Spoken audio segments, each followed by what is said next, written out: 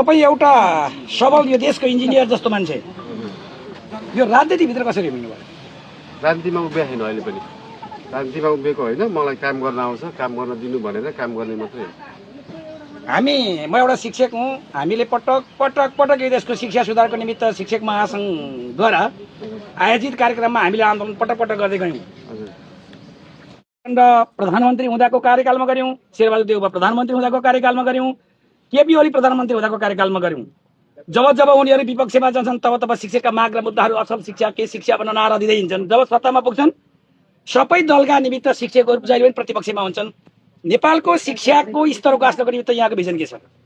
काठमाडौँ महानगरपालिकामा जब हामी हुँदाखेरि शिक्षक आन्दोलनहरू हुन्थ्यो नि, हाम्रो शिक्षकहरू चाहिँ प्रायः जानु हुँदैन थियो। खासमा चाहिँ किन भन्दाखेरि त्यो शिक्षक अतिरिक्त शिक्षकहरूको मागहरू चाहिँ हाम्रोमा पहिल्यैदेखि पुरा भएको थियो कि उहाँहरूको तलब सरकारी स्केलभन्दा मानवले थपेर पढाउने अनि विद्यार्थीले पढ्दाखेरि विद्यार्थीको त्यो स्कुलको पूर्वाधार पनि देशभरिको भन्दा राम्रो बनाएको थियौँ हामीले।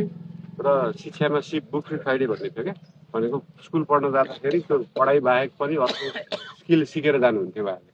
अनि त्यो खाजामा पनि त्यो खानाको क्वालिटी र स्तर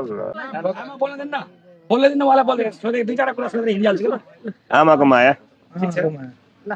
अनि त्यो चाहिँ हामीले शिक्षाको क्वालिटी पूर्वाधार र शिक्षकहरूको प्रशिक्षण पनि बढाएको थियौँ।